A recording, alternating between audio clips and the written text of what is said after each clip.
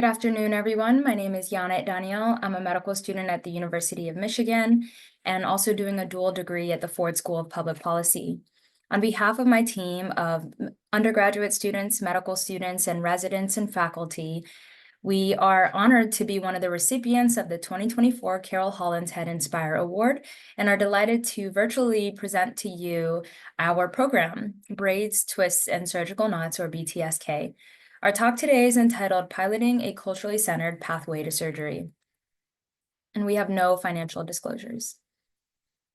As background, we know the importance of concordance of care as it improves healthcare outcomes.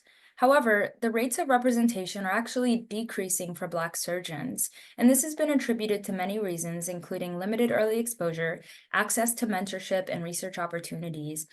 And though early exposure and pipeline programs are set to actually address this disparity by guiding underrepresented minorities in medicine throughout various stages of their education and training, they're described as quote unquote leaky, or these pathways actually have detours where students don't ultimately get to the end destination, in this case of becoming an academic surgeon.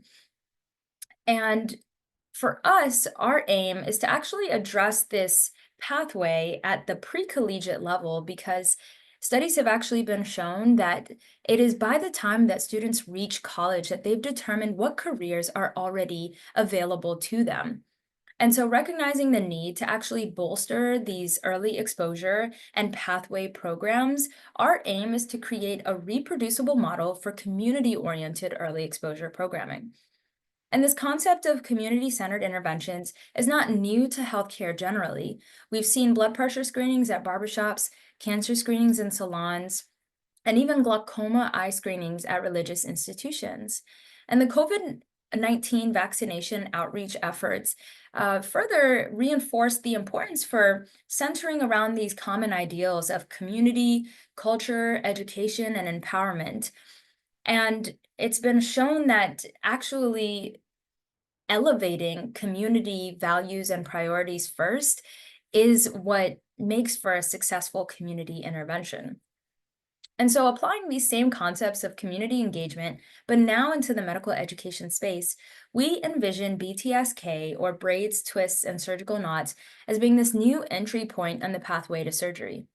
We did this by recruiting local middle and high school girls from a local organization called Girls Group, Black surgeons from our institution, ranging from many surgical specialties of ophthalmology, urology, otolaryngology, and even plastic surgery. And we also recruited local professional hairstylists from the community. We asked of our surgeons and students to fill out surveys, and we also interviewed them as well.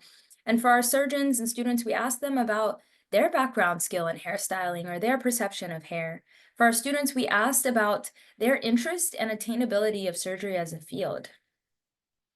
And so in part one, entitled Validating Your Hair Journey, we had a panel of Black surgeons representing various surgical specialties, as I mentioned, and they described their journeys navigating Black hair throughout various stages in academic surgical training. Next, we had an interdisciplinary conversation between professional hairstylists and a plastic surgeon, highlighting some of the interpersonal and dexterous skills that are actually common to both of these fields. And so below, you'll find some of the quotes from our surgeons on our panel describing what exactly it feels like to navigate Black hair in these spaces. And in part two, entitled Reclaiming the Narrative, we held a skills workshop where we actually taught one-to-one paired hairstyling and surgical skills. We did this actually by showing in advance some surgical techniques to our hairstylists, and we then asked them to determine which of their hairstyling techniques are actually most similar to these surgical skills. And so they deemed crochet braids and sew-ins as being sort of most analogous to the surgical skills. And we did that so by actually showing our students then in the event. Here's an example slide from our presentation where we asked them to watch a video of a two-handed knot tie and then asked them generally which of the following hairstyling techniques they thought most closely matched the surgical skill. And so for this example, crochet braids would be the correct answer, and we proceed to teach them both of those skills side by side. And so we did so for the crochet braids to a two-handed knot, and then a sew-in to a simple interrupted stitch. And what we found was that at baseline, a majority of our students already report some background skill in hairstyling, with 85% somewhat or strongly agreeing with the statement, "Hair is important to my cultural identity." For our surgeons, a majority of them also have some background skill in hairstyling, but only 38% previously connected these two fields of cosmetology and surgery. It's worth noting that this event was the first time all of our participants had met a Black woman surgeon who was in a new surgical specialty to them. And next, this chart actually outlines from a scale of 1 to 5 our students' responses to various statements. So 1 being strongly disagree to 5 being strongly agree, and we compared their responses before and after participating in the workshop. So for the first statement, hairstyling is a valuable skill, we see that our students already agree with this at baseline, but it's actually their qualitative responses after participating in the event that shows the most growth. They describe that its value is because it's a reflection of ourselves, or that I feel confident because if I can braid or do hair, then I can be a surgeon too. For the next statement, a doctor and a hairstylist have things in common. They eventually agreed with this statement as well and cited precision, or the ability to create, as being the new unifying factor, the ability to help people do complex things with their hands and think on their feet. And as a result of participating in our program, the mean Likert score in agreement also increased with their response to surgical interest and attainability of the field. And here are a few of the quotes as well regarding how they feel about the field.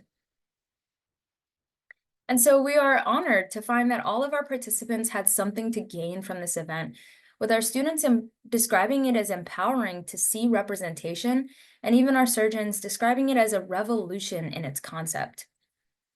And so in conclusion, BTSK is a novel model for community-centered pipeline programming.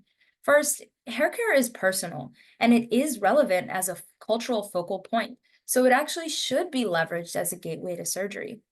It's also a model for medicine and creates a role for interdisciplinary learning, further dismantling barriers to access to care.